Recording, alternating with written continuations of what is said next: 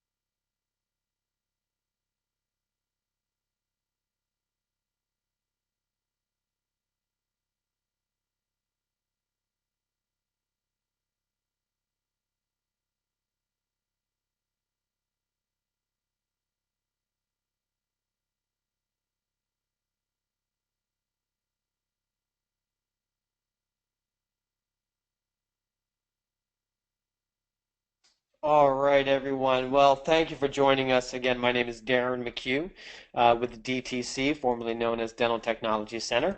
And we just want to take a moment and thank you all for joining. Again, we know that you're giving up some lunchtime to listen to the webinars. We really appreciate that. Today's webinar is certainly a hot button issue. Lots of attendees today. Definitely one of our most popular webinar topics. Before we get going and before I introduce Matt, tell you a little bit about DTC for those of you who are not DTC clients. Again, we are a dental IT company servicing well over 400 dental practices in the Mid-Atlantic. We help with everything from new office build-outs, renovations on the IT side.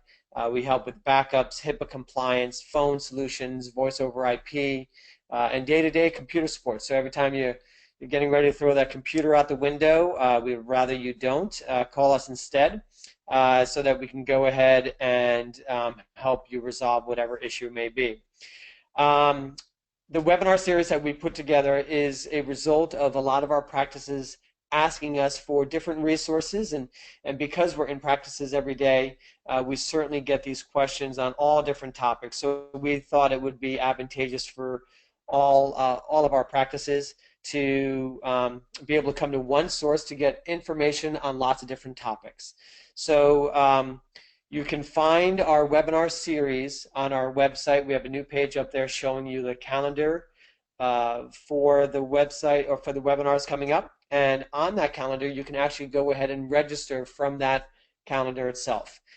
Past webinars are also being put up there. We've got a couple up there right now. The rest are going to be uploaded soon. We are working on that, so we'll continue to have the webinars and get them up on the site for everyone. And then I encourage you to pass along to any colleagues that you may have that may benefit from these webinars. Feel free to pass on that information. Again, this is a free service, and we're really appreciative of our partners and companies that are donating their time to share their knowledge.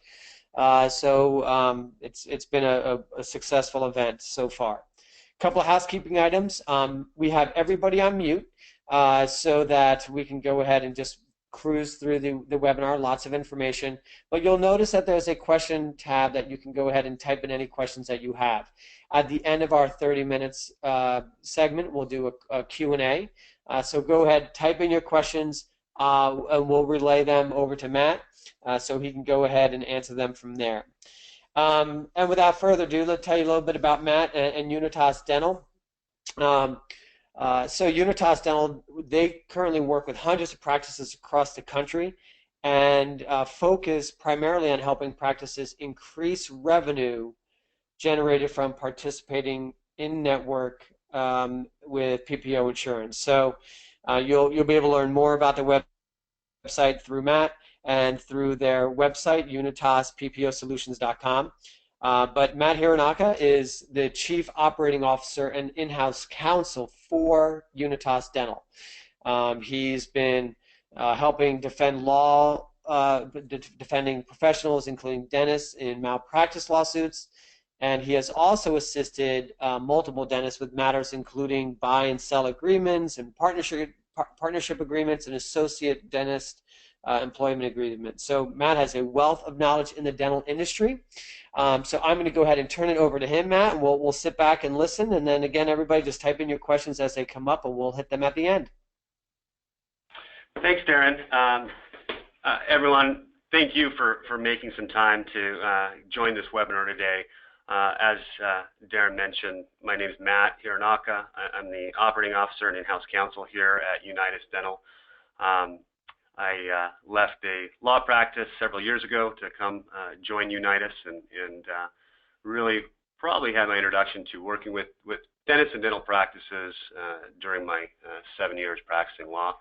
I wasn't aware of all the many issues that dental practice experience with insurance companies until beginning my work here with Unitas, and I've had hundreds of conversations with dentists and dental office team members about their frustrations with working with dental insurance companies. So I'm hopeful today to cover some topics generally. We have about 30 minutes or a little less than 30 minutes to cover some material here, and I want to give you some information just about what we have seen occurring in the dental industry with dental insurance, some of the frustrations that dental practices have expressed to us, and some of the things that we've been helping practices with. So the first slide that I have here is, obviously just kind of going back to what dentistry used to be like. Dentists and dental practice could focus on dentistry. They had a pretty solid patient flow. Margins were good. There was a pretty stable work schedule that in many cases dentists were working only 4 days a week. And it was a pretty comfortable work environment, workplace, and lifestyle. We've seen that change, of course, over the course of the last about 10 years, especially. And one of the main reasons has been because of the proliferation of PPO insurance. And because of that, we've seen some pretty big issues that dental practices have been experiencing. They're seeing that patients are paying less or willing to pay less for treatment. The regular patient flow is become more inconsistent. Patients are unwilling to accept treatment plans as readily, and there's been difficulty in increasing what an office fee schedule is, and there's just because of the sensitivity that patients have when it comes to the cost of dentistry. We also have seen that with PPO insurance reimbursements, that the difference between what an office, what a dental practice's office fee is and the reimbursement has been growing larger. We see larger write-offs, we see delay in payments, we see practices experiencing lower profits, and we've seen frustration with having to deal with the paperwork and the claims and denied claims and resubmitting claims. So we've seen some pressures put on dental practices from participating in network with dental insurance. Now, really what we've seen over the course of the last, really 5 years from the information that we've looked at, I mean, we estimate that insurance companies are starting to budget that they're only reimbursing between 70 and 75% at most of what the average office fee is being submitted to them. It's obviously becoming more difficult for practices to remain profitable when the reimbursements from the insurance companies are less and less, or the practices aren't seeing an increase in the reimbursement amounts coming from insurance companies. So as costs increase for the for the practice of dentistry, which they obviously do, obviously margins become less, and it's becoming more and more difficult for a practice to remain profitable or maintain the level of profitability that they have in the past. We're seeing, insurance companies reduce fee schedules, or like I said, failing to increase fee schedules on an annual basis. They're reducing coverage, the procedures that are covered, increasing the copay and deductible amounts for their patients, and they're adding exclusions. So, practicing dentistry in a PPO environment has increasingly become more difficult, and in different areas, not just specifically the revenue that practices generate from PPO insurance companies. Now, as you know, when you agree to participate in network with a PPO insurance company, one of the major things that you're agreeing to is a significant discount off of what your office fee for the specific covered procedures is.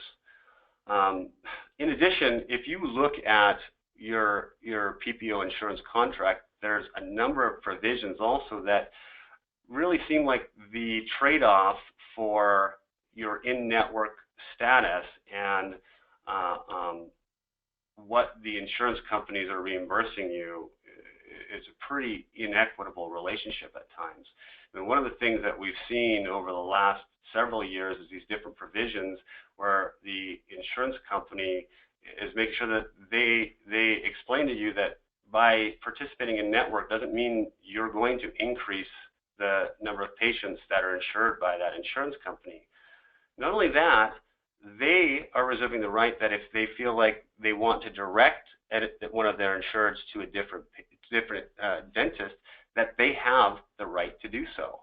And we've seen some different things happening, and have heard from practices that we work with, or dentists that call that want to speak to us, that different companies are sending letters to their insured members that essentially say the dentist down the street is cheaper for them to go to, and that they should go and see that dentist. So not only are we seeing the pressure that insurance companies are exerting on dentists with respect to the amount of revenue practices can generate, but also in respect to the patients that the doctors currently have. And insurance companies continue to communicate with their insureds on a regular basis about the cost of dentistry, about coverage, about seeing only in-network dentists, and which dentist they should actually go and see. So, we're obviously in an environment now where the insurance companies play a significant role for most practices.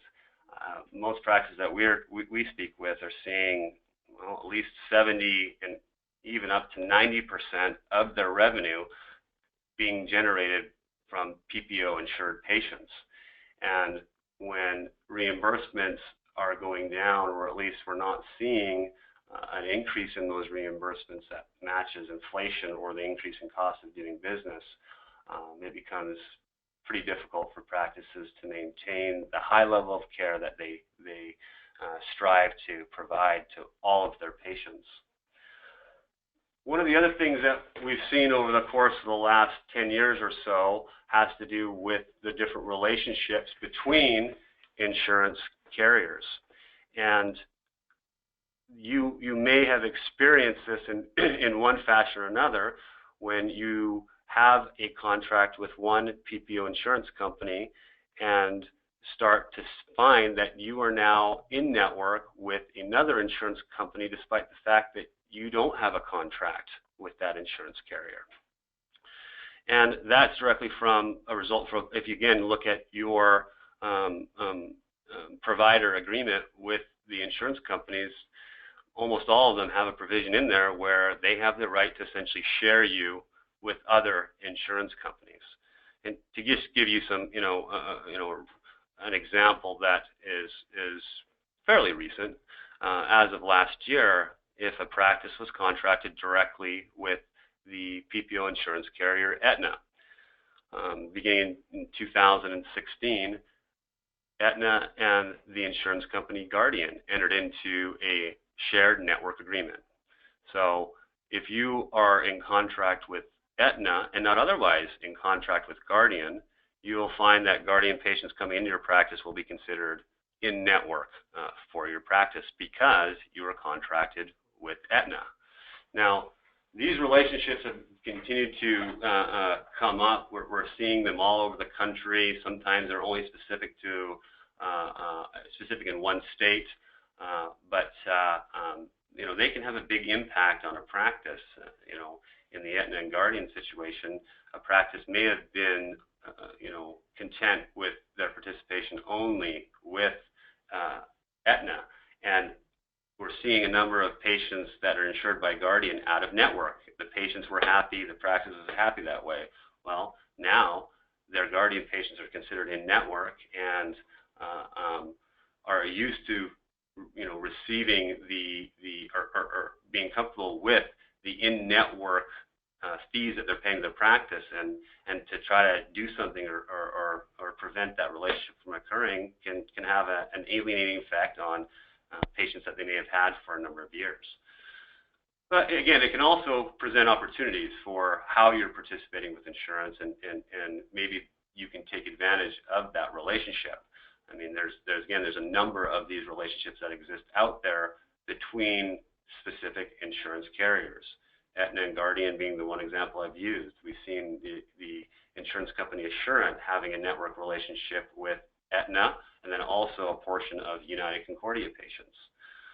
We've seen Principal and Emeritus, two companies that, again, share networks with each other, where a practice can participate with only one of those two insurance companies and be in network with the insureds of both.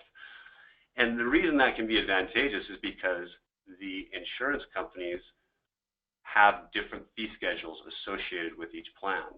So going back to the example of Aetna and Guardian, potentially you are not in contract with either one of those insurance companies and want to look at participation. Well, you can choose between the two now and review the fee schedules from each insurance company and choose one that is most beneficial to your practice from a revenue standpoint. So we can just give a bit of a visual representation of kind of what we're seeing. Again, we just have these diagrams here of one insurance company A and one insurance company B. And insurance company A has a network of dentists that the insurance company's patients can go see in network. Insurance company B may not have that network of dentists for its patients. And so they enter into a partnership with the other insurance company, and now the patients of insurance company B is a network with insurance company A's network of dental providers. So you can see why these insurance companies are doing this. They may have areas of the country where one specific insurance company may not have a sufficient number of in-network dental providers in order to sell their dental benefit plans to consumers. So they're going to enter into a relationship with another insurance carrier who does have a larger or at least a specific number of dental providers in network within the region where the other insurance company wants to sell plans. So that's the incentive for the insurance companies to enter into these relationships. They consider dental practice and dentists as really an asset of the insurance, of that specific insurance company. They attempt to build their network of dental insurance companies so that, again, they can sell plans in all areas across the country, but also they may be able to lease out their in-network dentists to other insurance carriers. The other thing that we've seen that has really caused, a lot of issues for practices has to do with, again, these shared network relationships, but it has to do with companies whose main goal is to contract with dental providers and have them in their network, and then go to multiple insurance plans so that via that contract, the dentist can participate in network with multiple plans. Giving an example of one of these companies is Connection Dental. Connection Dental contracts with dentists and practices, and then has contracts with multiple insurance plans like Guardian, Humana, portion of Cigna patients, United Healthcare, Emeritus, and Principal. So now that dentist, when in contract with Connection, is in network with all these different plans. That can be beneficial for the practice if they want to be in network or have a broad scope of in-network participation. They only have then one contract, and the Connection fee schedule may reimburse at a higher rate than the individual carriers will through a direct contract with them. So the Connection dental contract may have higher reimbursements than if the doctor were to contract directly with Humana or with Guardian. So it can be beneficial from a reimbursement standpoint there, but there's also many drawbacks because the network companies, the insurance plans that participate in that network often change. And also, there can be issues with getting paid correctly or on the correct fee schedule. There can also be exclusions for specific members of a plan via the Connection agreement with that practice. So while there's benefits, there's also drawbacks, and it just adds to the overall confusion of how practices are participating with PPO insurance. The next slide that I have up here just kind of gives you an example of how a dentist may be in network with a specific patient. There can be a contract directly with the insurance company, and that insurance company may be the benefit provider directly to that patient. Could be through an employer group that utilizes the insurance company to provide benefits to its employee group, and then that insurance company has a contract with the dentist. So that's how that patient gets to see that dentist in network. There's also, again, a network company like Connection. For example, maybe this network company is Connection, the insurance company is Guardian, and the patient is insured by Guardian, and that's how that dentist participates in network. Obviously, there's also other ways that patients receive some type of dental benefit or discount from the dentist, and that includes discount plans that many of the insurance companies offer for sale to consumers. So it can really get complex in how a patient now sees a dentist and how a dentist is being paid or reimbursed for the services that it provides to that patient. It can get really complicated when practices have multiple contracts with insurance companies and network companies. And that's where the idea of attempting to really weed through how a practice is participating with insurance and identifying what the best way or what the most optimal way for that practice to participate with insurance is. And it can take some time and effort for practices to really identify how they are participating with a specific plan, because again, there are so many different ways given the network sharing relationships between insurance carriers and participation with a network company that has multiple insurance plans falling under that network. As I said, it can take time to kind of weed through, again, how practices are participating. And many practices, often aren't completely familiar with the manner in which they are participating with insurance. They're just seeing that their reimbursements are low, or again, know that they're in network with a specific insurance plan, but not sure whether that participation is through a direct contract with an insurance company or through a network contract with one of the network companies like Connection. It can be very worthwhile for practices, however, to really evaluate how they're participating and to attempt to optimize how they are participating with specific plans.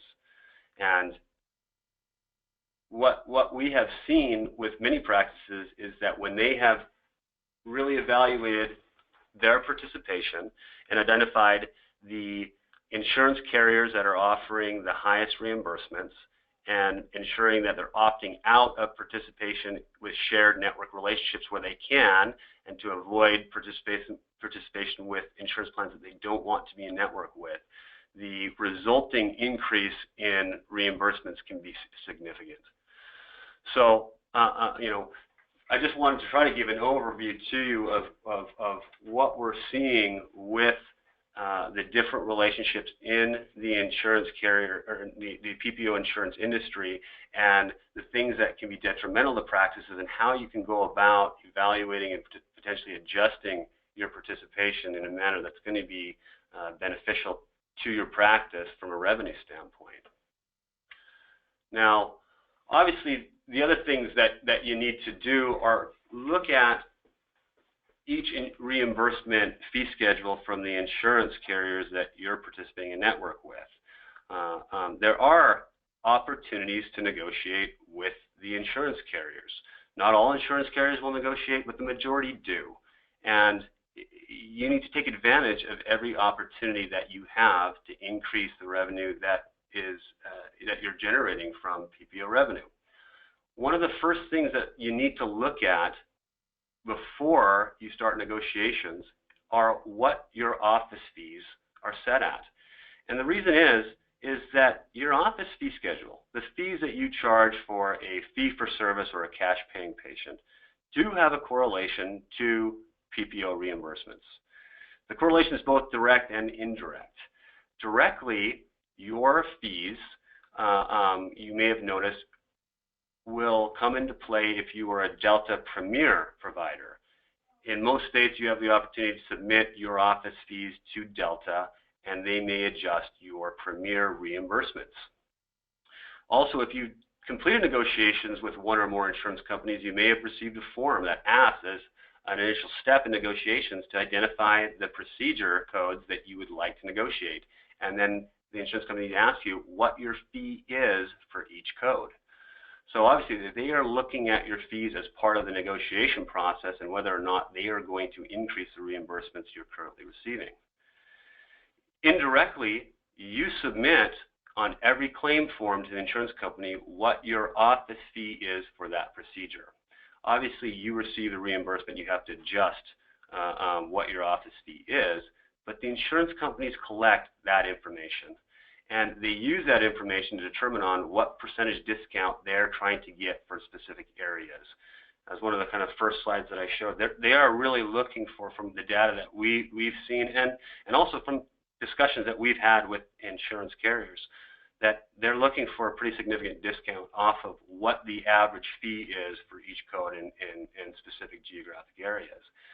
And so that's why it is important that practices are evaluating, we suggest on an annual basis, but at a minimum every 2 years, what your office fee schedule is set at, and if it's appropriate, making an increase to that to, at a minimum account for inflation in your increasing cost of doing business.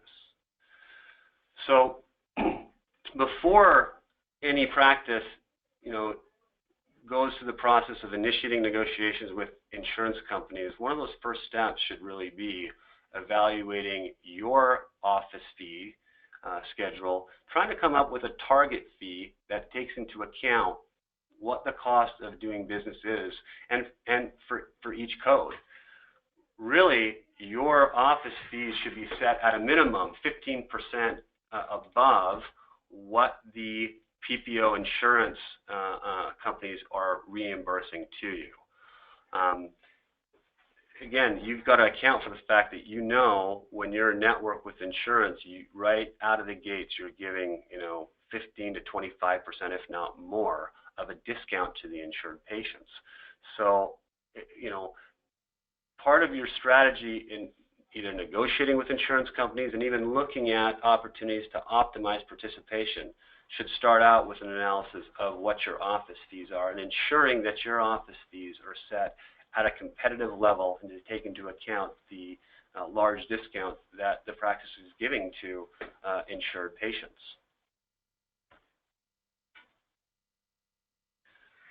So, part of your strategy in managing PPO insurance should really include kind of a number of different things.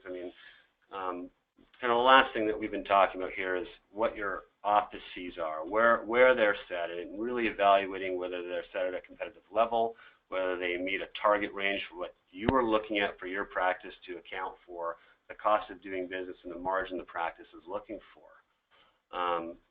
you want to make sure that you've kind of looked at the demographics for your practice, and that obviously is a component of whether or not you feel comfortable increasing your fees, and to what extent you feel comfortable increasing your fees. You want to know what your cost of acquiring patients is as well. I mean, obviously that is one of the things that you feel you are getting in return for participating in network with PPO insurance plans, and one of the benefits that you're getting. I don't recommend that practices leave that their participation with PPO insurances as one of the only components of their marketing plan, and that they don't take into account that marketing cost and as being one of those patient acquisition costs. You want to look at what your procedure frequency is. I recommend that every year practices do run their production summary and really identify the top 25 to 35 procedure codes, so that they have these codes to really start evaluating their reimbursements from PPO insurance. I think most practices really do see a significant difference between what one insurance company may reimburse for a specific code as compared to another. And these are things that you want to be aware of and evaluate in determining whether you should continue participation, and what you are kind of expecting as far as negotiating an increase, so that you kind of have in your mind where you're hoping to get to. You definitely want to evaluate how you are participating with PPO insurance. And again, that has to do with what we were talking about with the different ways that practices can participate with insurance, and then understanding where the relationships between specific insurance carriers or participation with a network company may be detrimental for your practice. Again, going through this evaluation and identifying opportunities to adjust participation so that you're on a different fee schedule can have a pretty positive impact on insurance or on reimbursements, especially for those practices that are participating with multiple PPO insurance plans. So the last thing that I kind of want to leave everybody with is just to say that, a few things to take away is that do something now. That's one thing that we've heard from lots of practices that we speak with, that they've let this go by the wayside a little. And it's definitely understandable. It's not surprising. The dentist is focusing on giving the best possible care to the patients, and so are all the dental practice team members. And they're focusing on treatment planning and getting treatment plan acceptance, and just caring for patients on a day-to-day basis. But this needs attention.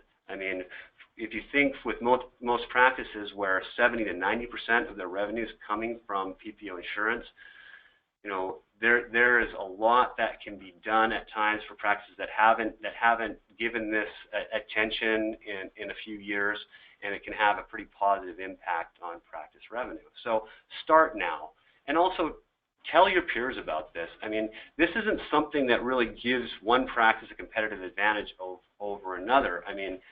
Higher reimbursements for all practices is a positive thing, and will continue to help the dental practitioners in general when they're seeing that the average rate of reimbursement for an area continues to go up. Obviously, that's going to help every individual dentist over the long run, and continue to push back upon the downward pressure that insurance companies overall are exerting on dentists and the reimbursements being paid to dentists. So I know that we only had about 30 minutes here, and I want to leave time for questions. I tried to at least cover some broad strokes for you here today. The one other thing I want to say, you'll have my information, and I welcome anyone to call me at some later point, because or a member here of our team, because really it's helpful to go over each practice's individual circumstances and how that individual practice is participating with PPO insurance plans. And we can give better insight on an individual basis and really provide some good educational pieces or information that can be helpful to practices in the long run. So appreciate you all listening to me today. I think we'll now probably open it up to questions, Darren, unless there's anything else at this point. No, Matt, thanks so much. That's a lot of great information. We definitely have some questions, so we'll get to some of these here. If you have to go to another appointment or whatever it is and leave the webinar again, you'll be able to view the question and answer period through the whole webinar series on our website shortly. But first question that we have for you, Matt, is how often, and you may have answered this, but how often do you see insurance companies willing to renegotiate fees? Every 2 years? Yeah, I would say the average is about 2 years. We see some companies, every 18 months or so from either the date the practice initially contracted with that PPO plan or the last date they renegotiated. So I'd say as a general rule, practices at a minimum should be following up with each insurance carrier that they're contracted with to renegotiate their rates of reimbursement. Okay. Next question, how often are you able to get the insurance company to change their boilerplate language? I've been told that they will not change their contract at all. Yeah, I mean, we've seen that some practices have been able to strike out a provision or two, but generally, I mean, these are a take it or leave it type situation. So we're not seeing the ability for dentists to negotiate the terms of a provider agreement with different insurance companies. All right. I would still say I think all practitioners should try and in the least read through those participation contracts so that you understand the provisions contained in them. All right. Next one, the example you gave about Connection Dental contracting with multiple insurance companies, then which fee schedule should we follow in that case? So I'll answer that in two parts. So the first is to say a practice in a situation where they are only contracted with Connection Dental and do not otherwise have a direct contract with any of the insurance carriers that fall under the Connection Dental network. So just to give one example, the practice is contracted with Connection. They are not contracted directly with Guardian. So in that situation, the practice is going to be reimbursed via the Connection fee schedule. If, however, that practice was contracted with Connection Dental and also had a direct contract with Guardian, that practice would be reimbursed based upon the Guardian fee schedule. Okay. I'll just add to that, where we see some really big problems and confusion by practices is when a practice is contracted with more than one network company. So say the practice is contracted with both Connection Dental and with the network company Dentamax. Now, in that situation, here I'll run you through a scenario that we have seen. Now, so the practice is contracted with Connection and with Dentamax. The practice is not otherwise contracted directly with Guardian, yet Guardian is one of the participants in both the Connection and the Dentamax network. So the practice has a Guardian insured patient come into their practice. They do a prophy. They submit the claim. The claim actually goes to Guardian. Guardian is the payer of that claim. Now Guardian looks to see how that practice may be in network with their plan.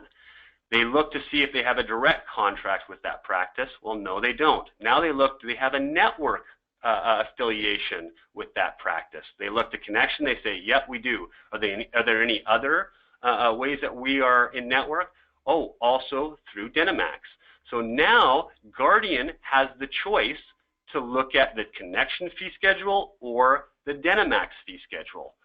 And I'll let you guys guess, and let's say the connection pays $60 and Dynamax pays $50. I'll let you guys guess which fee schedule Guardian is going to use.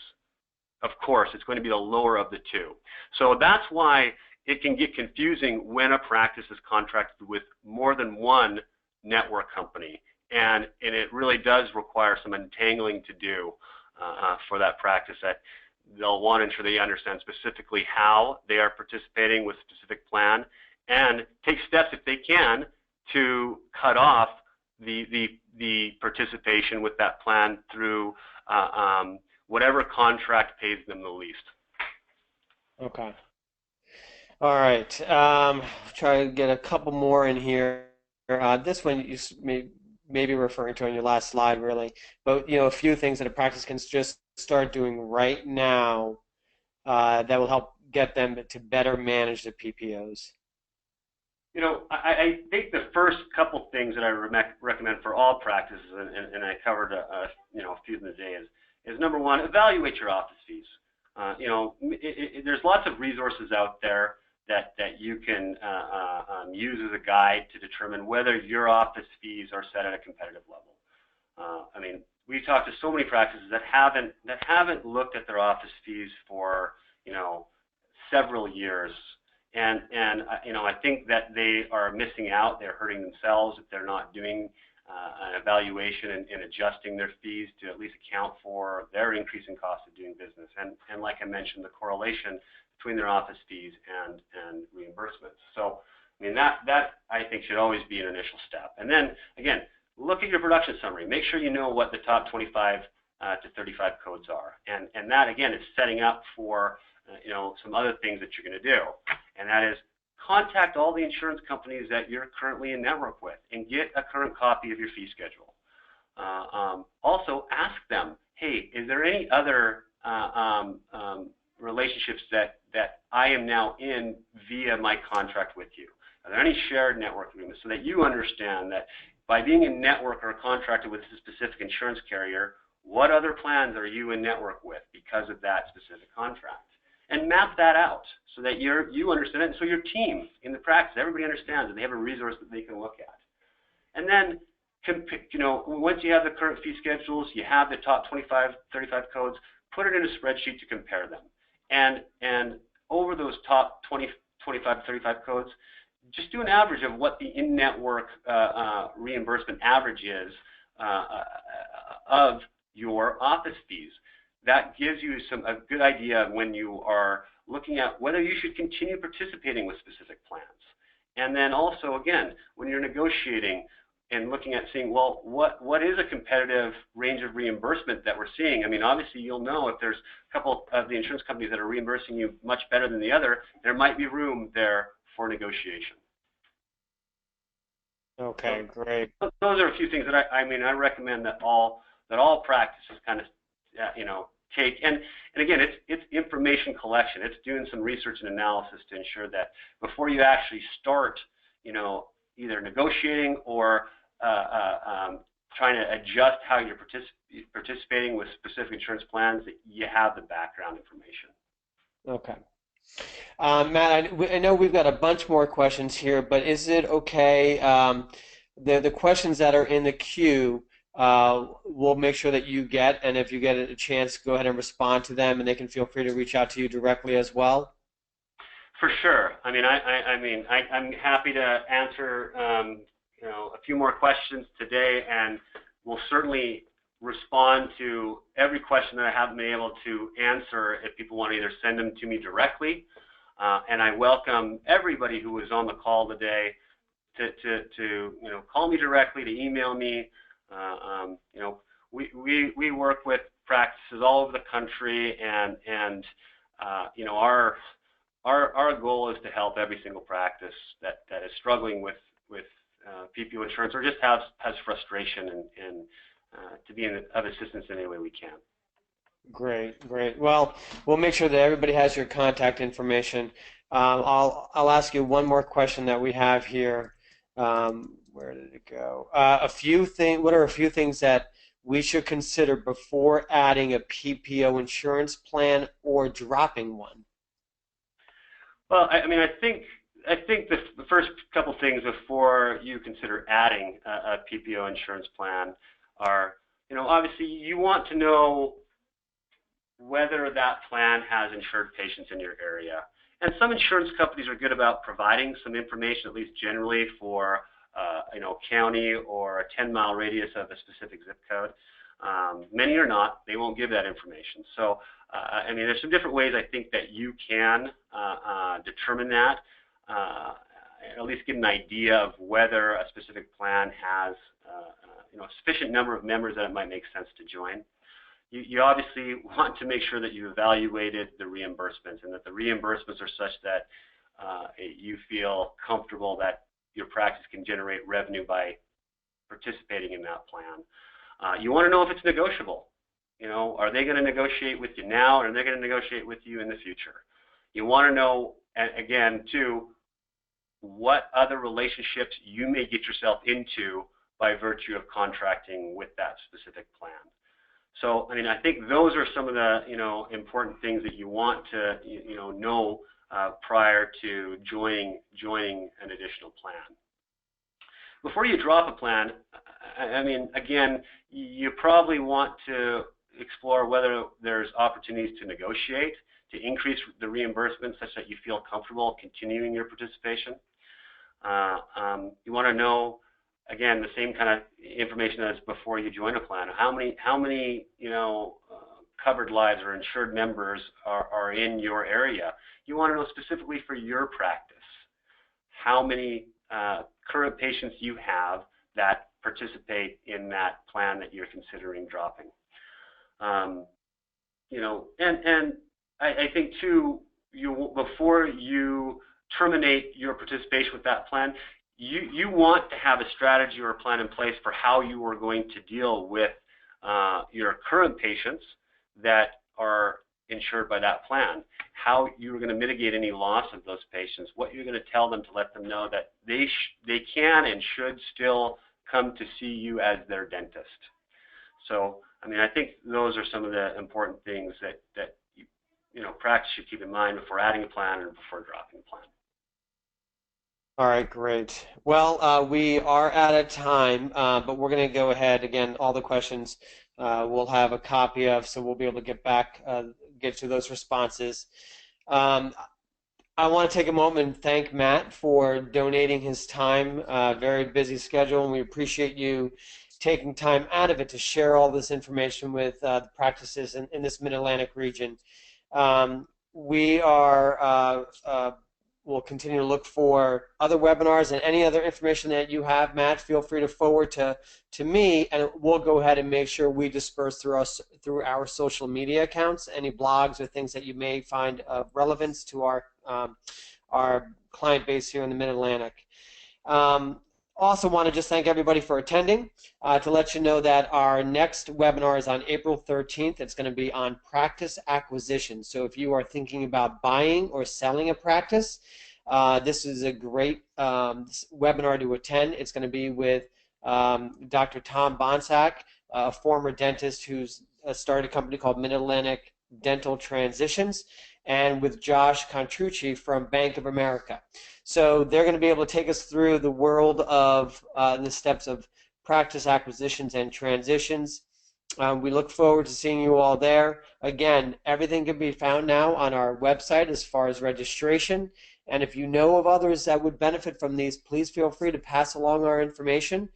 If you're not a DTC client and you have your IT needs in question, you're not sure about HIPAA or backup or day-to-day support, again, this is all we do every day.